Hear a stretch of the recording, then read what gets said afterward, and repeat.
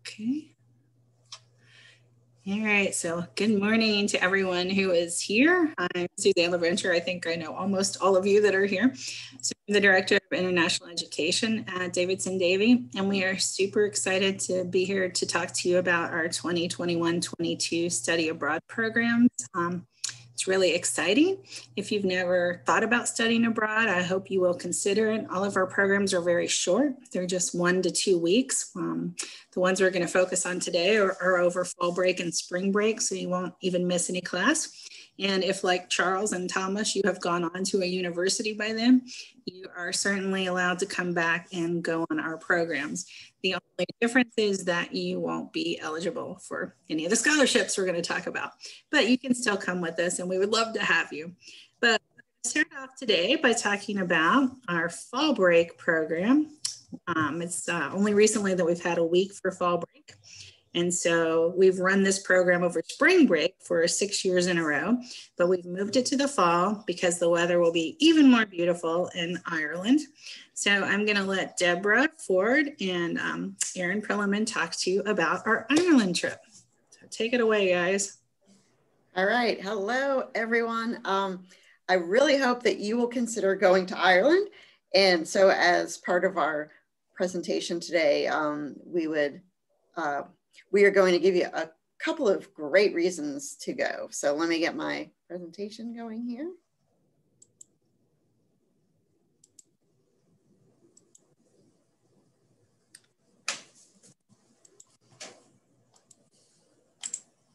Sorry, it's a little bit slow. Okay, here we go. All right, so we've always had a great group of students and faculty and staff and community members go. So if you've got some friends that are not students here that would like to go, it is okay. You can still have them join. But like Suzanne was saying, anyone that is not a current student or will be one in the fall will not be able to get one of our scholarships. But still, it's a very good price for a trip, and we hope that you'll consider that. I wanted to start off with a little story. This is Collie. He is one of the hosts for our program there. And these are very fun people. You will have a wonderful time. And Collie is just a very jovial person. So I wanted to share a story that, that he sent out to us. And it kind of shows you their true spirit there. So here's one of the things that he posted back towards St. Patrick's Day. So he said, "Today I want to take you to visit a holy well frequented by St. Patrick." His was a thirsty fellow, St. Patrick, as a quick Google of the phrase St. Patrick's Well will show you. Ireland has over 3,000 holy well sites, many of which were sacred sites predating Christianity. Most of these sites were since converted to be associated with Christian saints. This particular well is just outside Tulligan Village and requires a little cross-country amble. Just over the crest of the hill is the well itself, adorned with St. Patrick looking considerably warmer than I was. Let me go to that side here. Here we go. In his nice case overlooking the landscape. There are many stories associated with the well. Among them is that Patrick liked to shave here, giving credence to the belief that Patrick was of Roman stock. They liked to be clean shaven, while the local Celts were more inclined to the hirsute barista look. But the most famous tale of his visits is a tale of two rivers, the Duff and the Drowse. When crossing the Duff, Patrick saw some men fishing on for salmon. He was hungry, so he asked them if he could have some. "They're scarce today," said the men. "May they always be so," replied a disgruntled Patrick. "That finished the fishing there for a long time, actually." Before long, Patrick came to a river, Drowse, and found more fishermen. They were more generous and gave the hungry saint a fish. He was grateful. Blessing the river, he said, "May the Drows never be without a salmon." To this day, it remains a bountiful fishing spot. And in the pictures here is the Drows salmon fisheries, picture of the first salmon caught this year. So just a neat little story about how some of the tales kind of play into the real life in present day Ireland. All right, so top 10 reasons why you should go to Ireland. First, they speak English. It is widely spoken in Ireland and Northern Ireland. We will be visiting both places. Their accents are lovely. And with a wee bit of listening, you can understand what they are saying. Good thing Colin's not here to hear me do my little accent there. And you'll also learn a little bit of Irish, also known as Gaelic. Here's a picture of the ferry bridge. It's very close to where we will be staying in the small surfing town of Bondarun. They're also very friendly. So they definitely invite tourists there. And they do have a shared history with us. And our hosts, Neve and John, as pictured here, will share that with you. The cuisine is similar, but as many think better. You get fresh caught seafood and pastries are baked daily. So the food there is just wonderful. You'll probably have Irish soda bread, as you can see here pictured on the bottom left, and Irish stew is at top. And then some freshly caught fish there too. So these are all types of meals that we had on the trip last year when I went in 2020. And of course, there's great drinks and desserts. There is a pub right there at the hotel. So you don't have to go far to have a drink and a good time with some of the locals that are there and your fellow friends that are on the trip. They do serve Guinness, of course.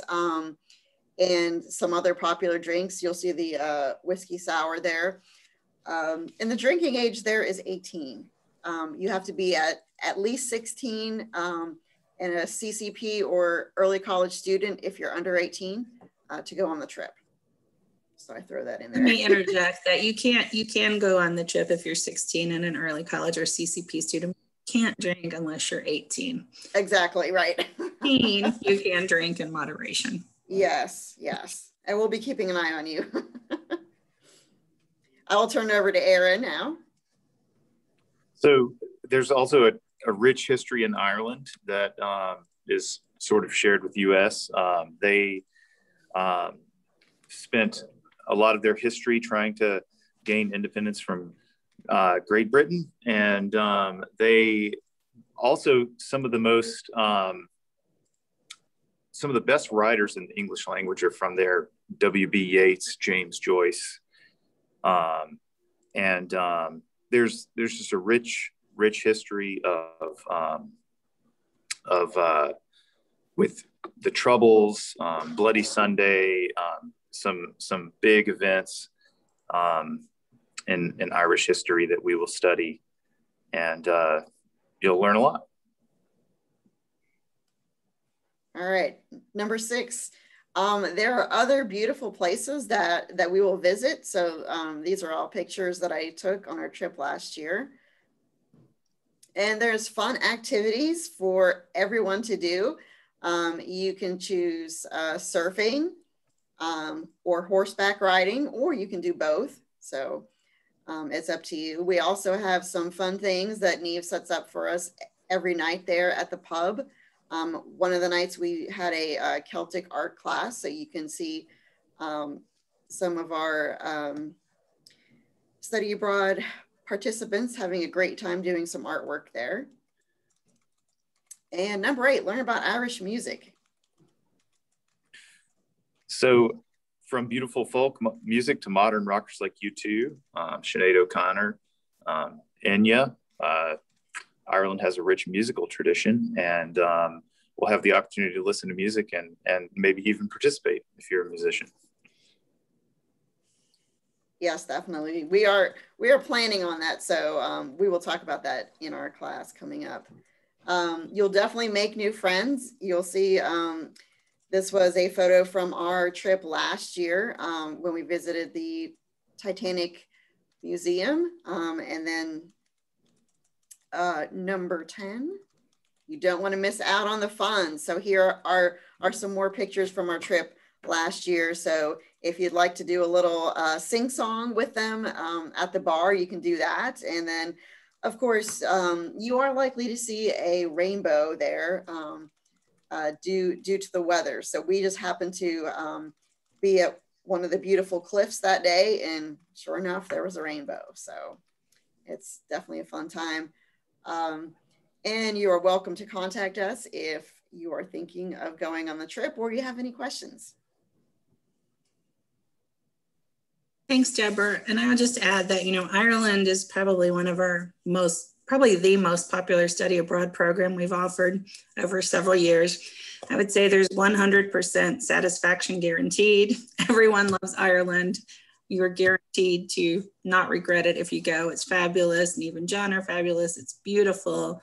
It's just an amazing place. And it's a really easy place, as Deborah was saying, to go for your first time abroad if you haven't traveled before. Also, she mentioned that there are partial scholarships, but this year there's actually a little extra money for Ireland because we didn't spend it on other programs this year because of COVID. And since Ireland is our only 2021 program, there will be more scholarship money available for Ireland than for the 2022 trips or for the trip in the past. So if you're thinking about Ireland, I totally encourage you to do that.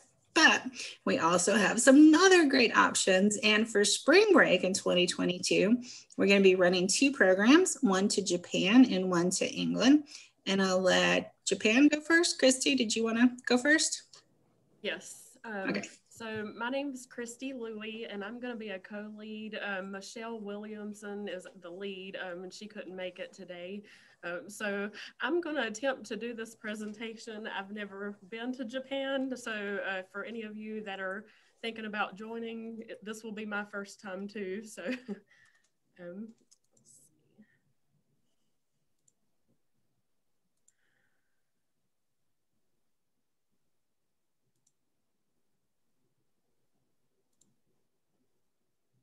okay, can you all see that? Okay. So in March, spring break of next year, we'll be going to Tokyo, Kyoto, and Hiroshima. And this is actually a picture of Mount Fuji that they took on a past trip that was right outside the hotel. So I don't know if we're going to be staying in the same hotel, but if we do, then you'll have that pretty view right there. And so here's the information for our upcoming trip. Like I said, it's in March of next year. The price is approximately $3,500, but if you go ahead and pay your $200 deposit by August 31st, you'll save $100. And there are partial scholarships available for if you're going to be a student in the spring of 2022. And I'll have a little bit more information about that at the very end. And so this price includes all your major expenses. And so the focus when we go to Tokyo, Kyoto, and Hiroshima is going to be a combination of Japanese history and both traditional and modern culture. And so, for example, you may be walking around and see a bunch of TV screens showing stuff, and then the next thing you see is a temple. So it's, from the pictures I've seen, it looks like it's going to be very different from right here in Davidson County. So for those of you who don't know, we are right here and Japan is right here.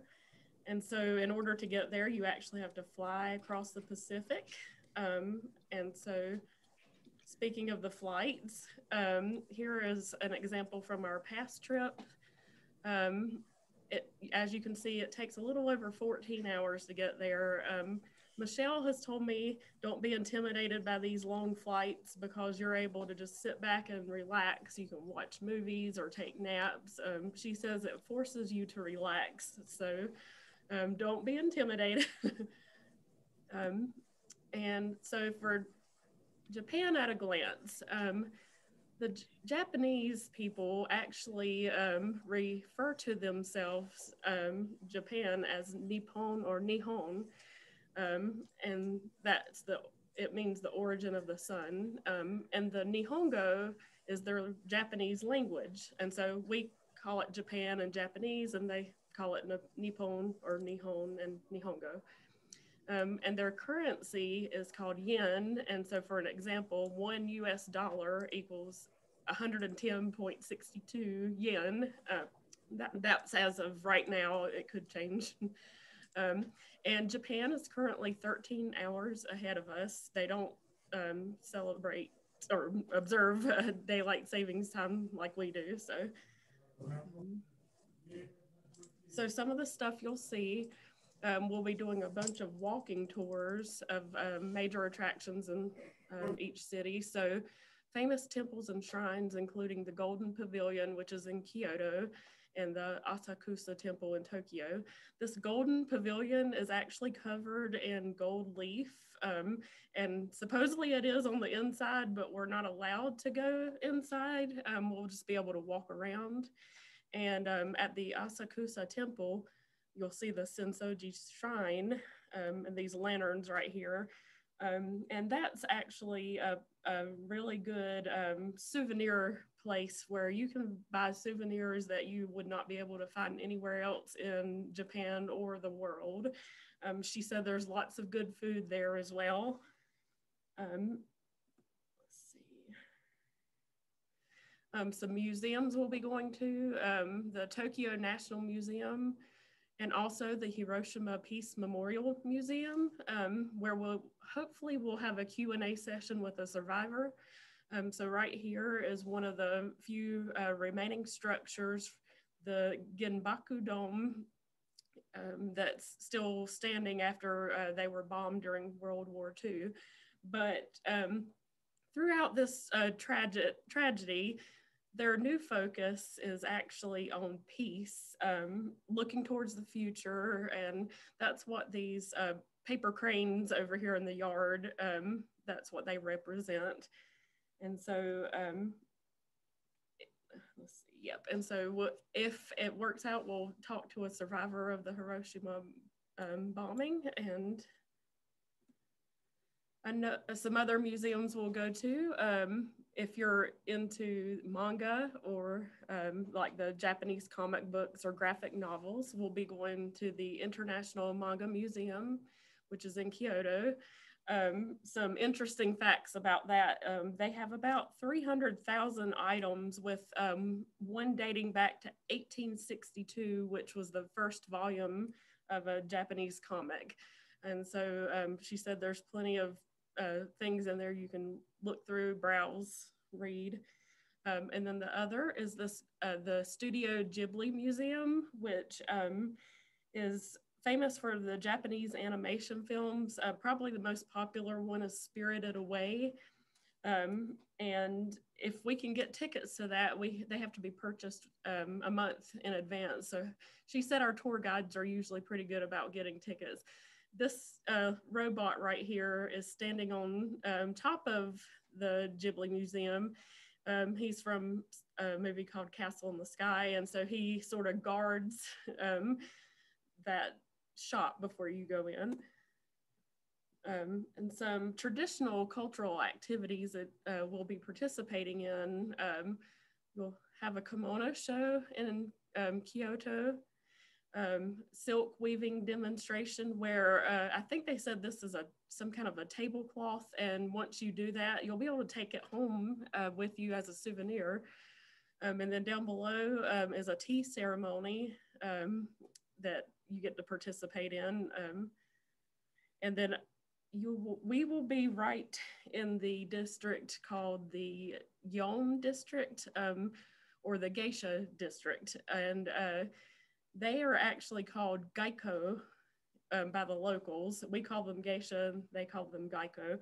And so there's a misconception, there's a misconception about geisha or geiko. They're actually just traditionally trained in arts and music and singing. And so we may spot some walking around if while we're there. And so plenty of shopping opportunities. In Tokyo, there's this area right here called the Shibuya Crossing. And so it's one of the most famous crossings in the world. They call it the Scramble because everyone crosses at different directions at the same time.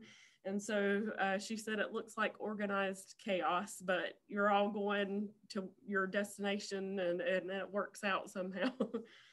And here on the right is the Akihabara district. It's famous for big video game and anime. If there's an interest, we can go there.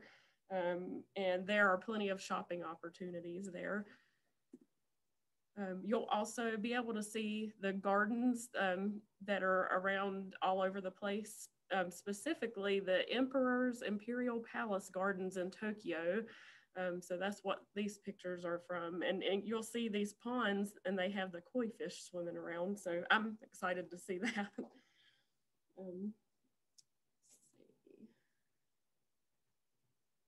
Okay, and then to get in between these places, we'll be riding something called the bullet train, which is one of the fastest trains in the world. And even though it's very fast, it's supposedly very smooth. In fact, so smooth you could supposedly balance a coin on the inside. So they've not done this in the past. This will be the first year that we are being able to ride this. And then we will be going to Miyajima Island in Hiroshima. Right here on the right is the Great Torii Gate, which they consider the entrance to the Itsukushima Shrine. And on this island, you'll see lots of Sika deer. These deer are very tame, and they are the ancient messengers of the god. And so you can feed and pet them, and you can bow to them, and sometimes they'll bow back to you. So they're very friendly deer. And then, of course, Japanese food. She said they're very big on sweets as well as their savory dishes. Ramen is probably something we're all familiar with. She said this is actually fried chicken ramen, and she really liked that. And they also had opportunities to all sit together and cook your own meal. So that's some pictures from past trips there. So as I mentioned, for all of these trips, if you're still going to be a student at the time of the trip, we offer partial scholarships. They range as little as $250 up to $1,000, sometimes more. It just depends on how much we have available to spend. And they're awarded as the final payment after the student has paid all of their out-of-pocket expenses. So we have general scholarships that would be for any student that will still be a student in spring 2022, or for the other trips, whatever semester those are in. And then we actually have specific scholarships for students in nursing, as well as the TRIO program. And so our application is open. I've got it linked right there. There's some questions on there that ask, what program and stuff that you're in. So we'll know that if you're a TRIO or a nursing student. So we hope you'll join us, but if you have any questions, please feel free to email Michelle Williamson or myself. Michelle's more of the expert about actually the stuff in Japan. I'm more of the expert on scholarships, but feel free to email us and let us know if you have any questions. Thanks, Christy. I'm really excited to talk to Chris too. I didn't know he lived in Japan. That's awesome. I will say that Michelle has led the trip to Japan. This will be the third time. And this is not just a sales pitch, but this trip is filling up quickly. I mean, I cannot believe you go ahead and apply and pay your down payment. And while I'm mentioning that, because of COVID, normally your deposit would be non-refundable, but this year or, do you want your money back? So everything right now is no risk. So if you go ahead and sign up and pay a deposit for any program, you don't have anything to lose at this point. Okay, but thank you, Christy. And the next trip we're going to talk about is England with Victoria and Eric.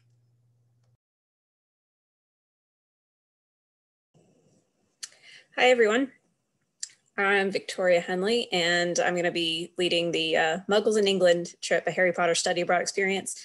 Eric Hill is co-leading. Eric, do you want to say hi? Hi, everyone. Good job. So I studied abroad in England when I was in college, and I've been back since. And I love it there for so many reasons. But one of the things that I wanted to do with this trip is kind of take my childhood memories of Harry Potter and turn that into sort of a reality by seeing some of the filming locations there. And so I thought, why not make it a study abroad trip and invite everybody?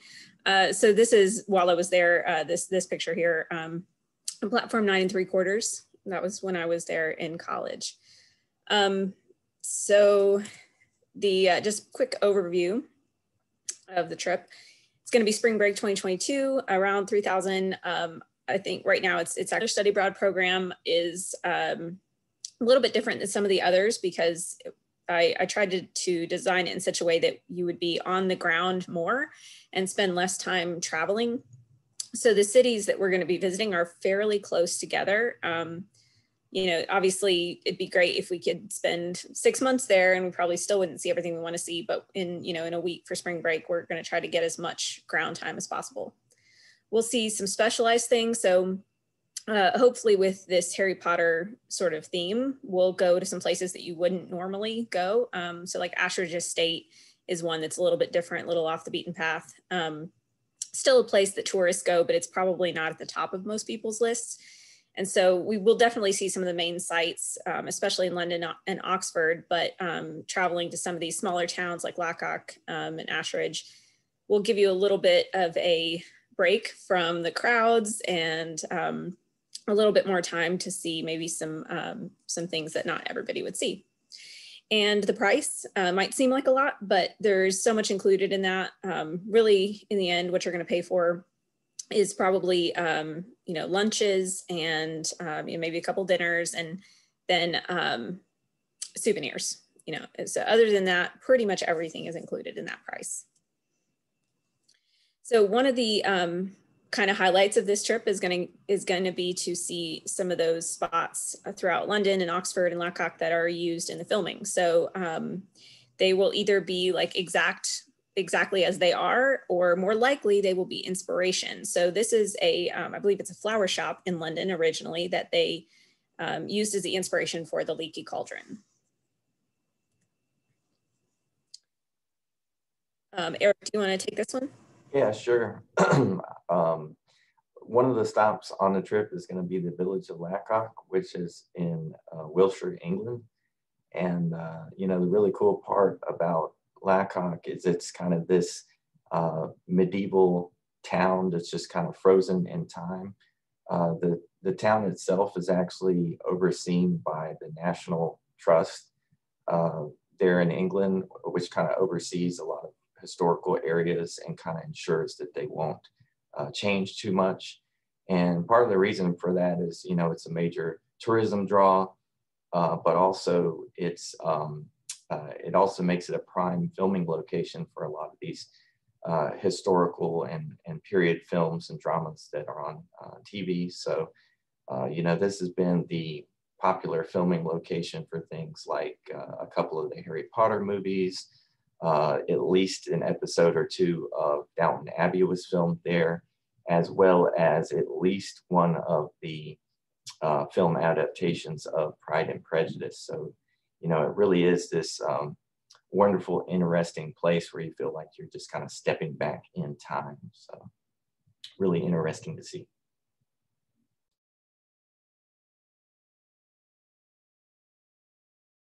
So I've talked a lot about Harry Potter. It's kind of my thing, but I do want to stress that England is for everybody. The reason that I decided to study abroad there when I was in college is not because of Harry Potter in particular, but because I wanted to be able to jump right into meeting people without a language barrier. And then I also kind of knew that the shared history that we have in arts and literature, all those kinds of things, the history that we have together would be kind of a common bonding ground. And so I wanted to be able to jump right into all those kinds of things, and especially for a short trip. I mean, it is going to be kind of an easier way to meet people if you don't have some of those barriers in place. So that's something to think about. So, just some other highlights from England. Like I said, the arts, the history, the people are great. If you like tea, then that's definitely a plus. If not, then you have to at least give it a shot there and see if maybe it'll change your mind. The pubs there, the pub culture is huge in England. And this is actually one of my favorite things about England. You get this feeling of it being more like a coffee shop than a bar. And the difference is the type of drink that's served, but people will be in there with their whole families. There will be, people playing guitar and people doing homework, and it's definitely more of a coffee shop vibe than a club or a bar vibe. And then the markets, you can picture those like farmers markets, but they're everywhere and they're open a lot more than I feel like farmers markets here are. You'll find usually a lot of kind of handmade goods and stuff there as well. And so that's a good place to get a taste for, what it's really like to live there. If you would like more information, you can go to the study abroad page on the Davidson-Davie website. You can email myself or Eric Hill. And actually, Suzanne, I was going to ask you are you planning to show the website where you can apply and everything? I definitely hope to at the end. If we have time, I think we'll be able to do that.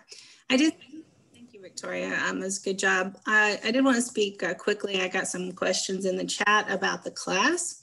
So if you go on any of our study abroad programs, you will have to take a class, which is Humanities 180, International Cultural Exploration. And you can either take that as a 3-credit class and get a grade in college credit, or you can take it through continuing education, no grade, no credit. So that's a little cheaper, but you don't get college credit. So for Ireland, the Hum 180 will be in the first 8 weeks of the fall. For the spring break trips, the class will be in the first 8 weeks of the spring. For our summer trips, the class will be in the second 8 weeks of the spring semester. So the class is not hard. You don't have to do a lot of work outside of the trip itself, because that's where most of the learning is going to occur. But it is important because it prepares you to travel. It sets the expectation for the group. It helps you get to know each other. It tells you, everything you need to know about what to pack and how to exchange money, to how to go through customs. So the class is really important in preparing you for the program, but it's not a hard class. It's not a lot of work. You will have to write a journal, but do know that you will have to take the class one way or the other. So, but don't let that be an obstacle for you. Okay, so let's talk quickly about our summer 2022 programs. Tim, did you want to go first? Yeah, I can go first. And I got your keyword quickly there. Thank you. It's all right. No, so in early June of 2022, we're going to take for a group of students to Russia for 14 days. So we're going to go to St. Petersburg, Russia. And I'll have to admit, I was preparing a short PowerPoint presentation, and for some reason I deleted it. But if I can share my screen real quickly, I wanted to talk a little bit about St. Petersburg and then a little bit about what we're doing. So let me share my screen. So to begin with, St. Petersburg, Russia. First of all, going to Russia, I think for a lot of us, and me included before I went, actually, I was there 2 years ago, right today. I was there. I was in St. Petersburg 2 years ago today. Russia always kind of seemed a little bit mysterious and a little bit, I don't know if exotic's the right word, but the idea of going to Russia just seemed far-fetched. And I think it does for a lot of Americans. Just we think of Russia, we think of, you know, Vladimir Putin and kind of the history between the United States and the, you know, Russia and the former Soviet Union. But what I found is that the Russian people are very, very kind, very warm, and they, despite some of the, I don't know if you say the relations between the countries, I don't know exactly how the rhetoric between the two countries, the Russian people really do like Americans quite a bit. So we are going to St. Petersburg, Russia. Now, one thing that I did not even consider when I went to St. Petersburg, that St. Petersburg is considered the Venice of the North. So if you ever thought of Venice, Italy, and wanted to go to Venice, Italy, well, St. Petersburg is the Venice of the North. And the reason for that is that St. Petersburg was built by Peter the Great to be the western-facing capital of Russia. And it was built on the delta of the Neva River. Because it was built on the delta of the Neva River, there are more canals in St. Petersburg, Russia than there are in Venice, Italy. So this is actually a street scene in St. Petersburg, and it's something you'll see all through the city because there's just canals and bridges everywhere. So, and I think they said there's more canals and more bridges in St. Petersburg than in Venice. So I kind of thought that was interesting. Like I said before, it was built to be and I can't get to it was built to be the imperial capital of Russia. So when I'm saying the imperial capital, so it is a city of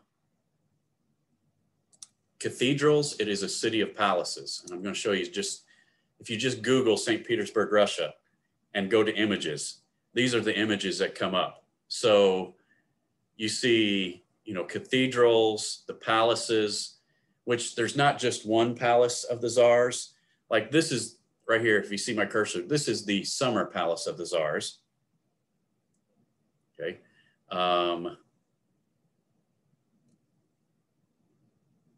This is the Peterhof Palace of the Czars, just outside the city. This is the Winter Palace of the Czars. So these are all different palaces in the city, or right outside the city. The Winter Palace, which a lot of these were expanded by Catherine the Great, also contains the Hermitage, which is the second largest art collection in the world behind the Louvre. So it is contained within the city. So it has the palaces, but it also has the cathedrals. So you see this, that's in Moscow. This cathedral right here is the cathedral on the spilt blood, which their czar, and I think it was Alexander II, that could be wrong, was actually murdered on that spot. And they built the church. The center of the church is actually the center of where he was murdered. And they built the cathedral up around that. So that's why it's called the Cathedral on the Spilt Blood. Let me click cathedral just to bring them up. So that's these right here. You see the Trinity Cathedral. This is St. Isaac's Cathedral, which these pictures don't even give you an idea of the scale of the cathedral. It's massive. You got the Kazan Cathedral. The Kazan Cathedral is where the czars of Russia were crowned. So it's a city of history. Of course, if you know about the 1917 takeover by the Bolsheviks and Vladimir Lenin. That happened in St. Petersburg. You'll see plaques when you're walking along the street about events that happened during that time. I was also walking down the street, and of course it's in Russian, so I walked past it several times and I didn't stop and read it. But then I finally stopped and tried to sound out what it said, and I found out that it was the home of Dostoevsky. So, you know, he lived in St. Petersburg. So it is a beautiful, wonderful city, full of life. When I was walking around the city in April, it was, you know, there's street musicians out on the streets everywhere. It seemed like every night. So it is a nice city. Of course, we're also going in June, which is the time of the White Nights in St. Petersburg. Because it's so far north, in June, around the summer solstice, the sun never really sets. It kind of goes down below the horizon, but it never gets really dark in June. So we are going during a time when there's going to be an abundant amount of sunlight. Now we're going in partnership with Bonch-Brevet St. Petersburg State University of Telecommunications. You see on the screen just a picture of the university that we'll be visiting, and we'll be doing a program in connection with them. So the good thing about that is not only do we get to see all of St. Petersburg, we get to see the sites around St. Petersburg, Russia, we get to go to the university, we get to meet people at the university, and they're excited that you're going to get to meet their students. So this is obviously just a picture that off their Twitter page I'm still on their Twitter page right here. And just some of their students, these aren't necessarily the students that you'll meet, but they are excited to introduce you to the students. And so that when you leave Russia, they say that you're going to have friends in Russia. So I invite you to come in June 2022 to St. Petersburg, Russia with us for 2 weeks. Actually, the cost for 2 weeks is going to be about the same of what we've heard about the cost of 1 week in Ireland, and less than Japan, and the same cost as England. But instead of 1 week, you get 2. So Russia is definitely a bargain. Yes. Thanks, Tim. So another thing that I forgot to say is that I mentioned that if you're like graduating from Davidson now, you could still go on our trips, but you wouldn't be eligible for scholarships. If you're at a four-year university and you receive financial aid and a Pell Grant, you can apply for a federal scholarship called the Gilman to go on any of these summer programs, because for the Gilman, a program has to be at least 2 weeks long. So you could transfer to Appalachian State and apply for a Gilman scholarship and still go on our summer programs and possibly get enough money to cover the entire cost of your program. So, okay, I'm going to talk about a couple other options. Let's see, I have something in the chat here. Let's see what that is. First, when you graduate, will I still be required to take a HUM class? You will probably take the continuing education version of the class that doesn't have any grades or credits, and therefore there's no penalty if you don't actually do the assignments. But we do want everyone to come to the class because there's important information you need to know about the trips, and again, like I said, bonding as a group. So yeah, everybody has to take a class, but you don't have to take it for credit. So I'm not even going to talk about our programs to Argentina we're doing next summer, and possibly a program to Zimbabwe that I'm super excited about. Argentina is going to be part of a consortium, and we're not going to be the lead college on that, but it will be available to our students. Zimbabwe is a proposal we've written in a grant, and we haven't heard whether or not we've gotten it yet, so I won't talk about that, but I'm super excited about that. But I'm going to talk about a couple of options in France and then our program in South Africa. So we have 2 opportunities next summer to go to France. The first option is with the University of Bordeaux, a summer camp, and this one will be about 2 weeks long. The theme is going to be entrepreneurship and technology. So we are working one-on-one with the University of Bordeaux to design this program. It's going to be for students at any community college in North Carolina, and there'll be 20 American students going, and you will be paired up with French students to create a solar-powered charger. Now, this sounded very intimidating to me, but they assured me that students do not need any kind of skills to come and do this program. So I'm like, are you sure? And they said, yes. So you don't need any special skills to come and do this. We will have a virtual exchange with students in Bordeaux that'll start in the spring of 2022. So you'll actually get to know the students in France before you go. In addition to having like daily working on your solar charger and having lessons, you'll have different cultural excursions. On the weekends, you'll have the chance to go stay with French families, which I hope you'll take advantage of. And I'm applying for another grant that is hopefully going to give every single student who goes on this trip a $1,500 scholarship. So we don't have that yet, but I'm planning on applying for that, and hopefully we will get that. So just a little bit about Bordeaux. You can see Bordeaux is down here in southwest France. It is, of course, famous for wine. You've surely heard of Bordeaux wine. This right here is a bottle of 2015 Chateau Lafite Rothschild, which comes from the region, and it's currently selling for $1,000 a bottle. And this is from 2015. So yeah, Chateau Lafite Rothschild is right about here. Probably one of the world's most famous wineries. And they're known for food and drink. Here is a little video from the University of Bordeaux from YouTube, but I think I'm actually going to skip this. If you want to go watch it on YouTube, just search for University of Bordeaux. It's like a less than 2-minute video, but you can really get a view of the campus and students and things like that. Some of the other things you'll be seeing in Bordeaux is the Place de la Bourse, which is a famous plaza there in Bordeaux, part of the old city. And it has this water mirror in front of it that reflects the building back to you. So that's really cool. There's a Sunday market you can go to where they sell everything from fish to vegetables to macarons, which are these delicious little cookies that come in all different varieties. There's a big cathedral in Bordeaux, the Cathédrale Saint-André de Bordeaux. And it may look a little different from your church here in North Carolina.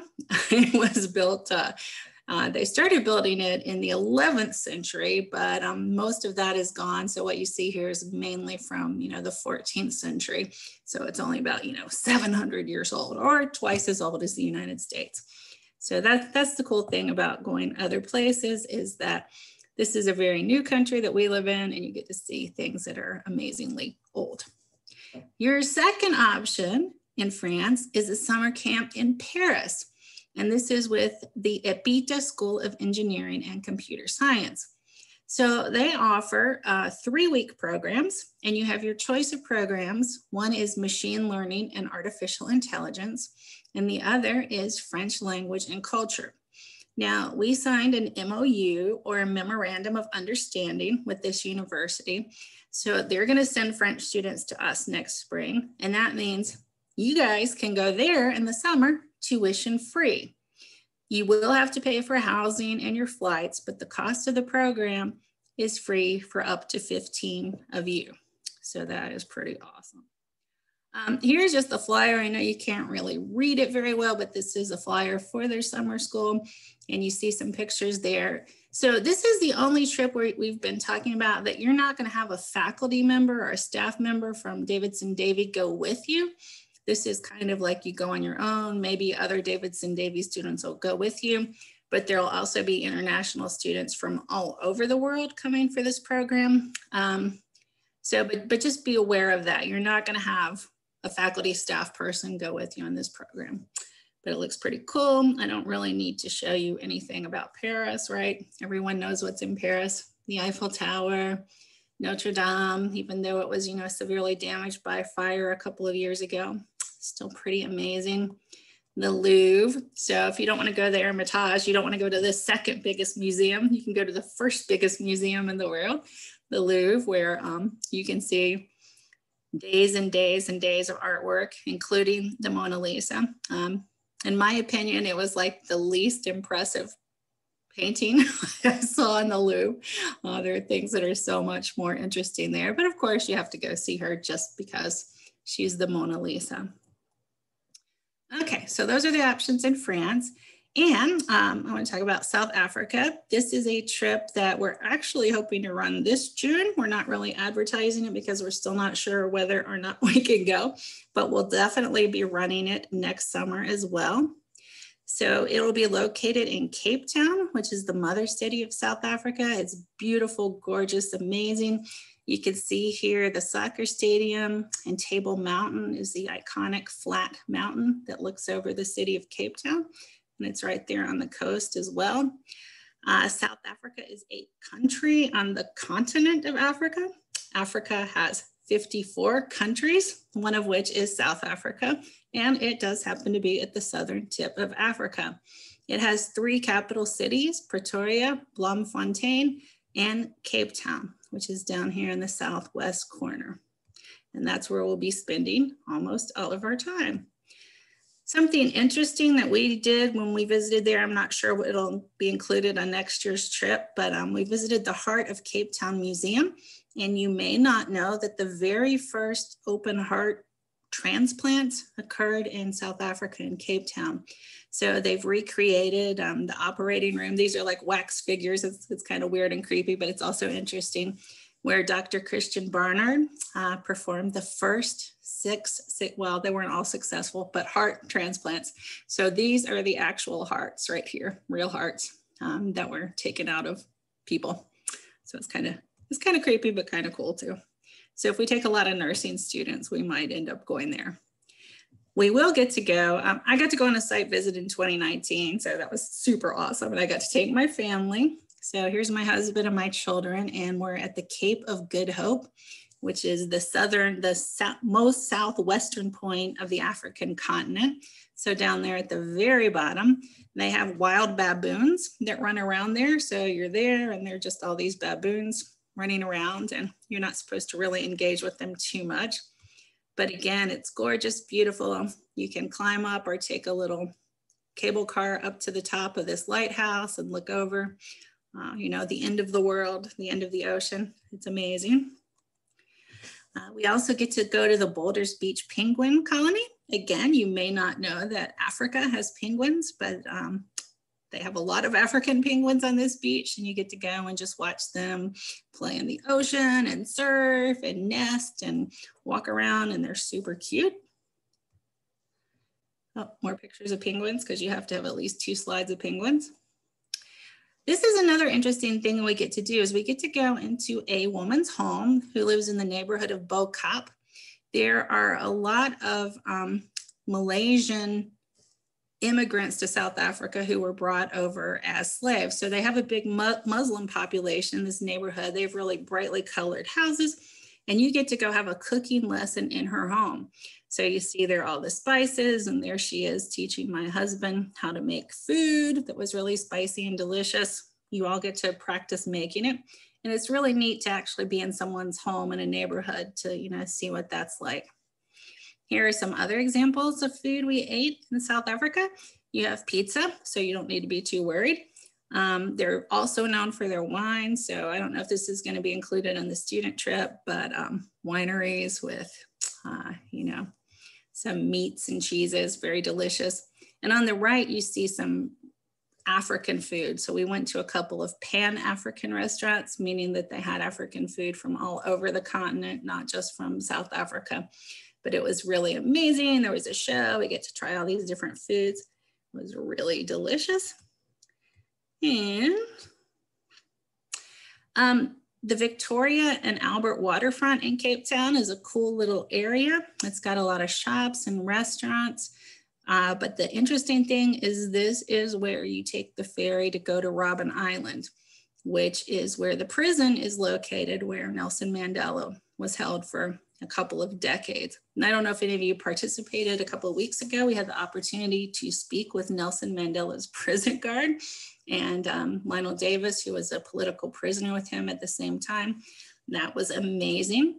But you will get to go to Robben Island and see Mandela's prison cell. This is a service learning program. So you will get your choice of what kind of service learning you want to do. You can work with kids, you can work with old people, you can do sports, you can work with animals. Our partners at EDU Africa will match you up with the kind of experience you want to have, but you will be working in one of the townships in Cape Town, which are these big areas in which Black South Africans were relegated to live during apartheid. And one of the biggest ones is Khayelitsha. It has over 1 million people in it. And this is a 4-year-old class we visited in Khayelitsha, and they're just adorable kids. So you also have to have mandatory pictures of adorable children. South Africa is like super beautiful. I was amazed, you know, everywhere I went, I was like, wow, wow, wow. And of course, photographs don't really do it justice, but just know it is amazingly beautiful. Last 2 days of the trip in South Africa will include a game drive at Aquila Game Reserve. So this is a couple of hours away from Cape Town, but we should be able to see the Big Five. Again, these are pictures I took with my iPhone. So you'll get to see lions and hippos and zebras and elephants and rhinos. Hippos are allegedly the most dangerous. Even though they are vegetarians, they can chomp you in half. So beware of the hippos.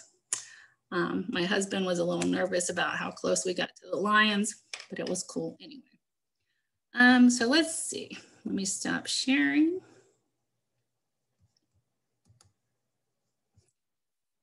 Questions in the chat. Okay, so nothing I think that needs to be addressed as a whole. Let me share my screen one more time to show you where on the website you can find all this stuff. So if you go to the Davidson-Davie website and you go under academics, you'll go to the international education page. If you scroll down, you'll see some different blocks. Click on study abroad. At the top of this page, you'll see scholarships. So this is the block you click on to apply for the scholarships. This is instructions on how to sign up, things you should know before you go, frequently asked questions, our current COVID procedures. And then all of our destinations are listed here as well. Well, for fall and spring. So if you want to know more about Ireland, you can click on Ireland and it'll give you all the details, the fees, what it includes, the payment plan. And at the bottom of each trip page, there's an apply now button. So this is where you fill out the study abroad application. It's very short. It comes to me. I email you back and say you've been accepted, and then I forward the email to your trip leaders and they start contacting you with all the other information. So does anyone have any questions about scholarships, the programs, the class?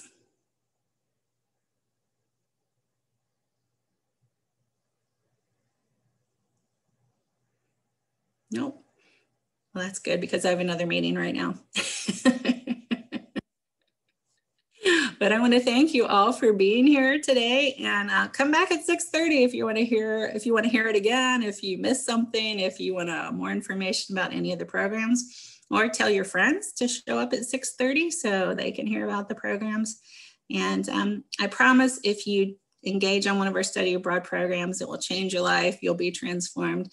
I've done this for years and years, and I can guarantee that. Scholarship due dates are posted online. Yep. Thank you, everybody. See you tonight at 6:30. Bye.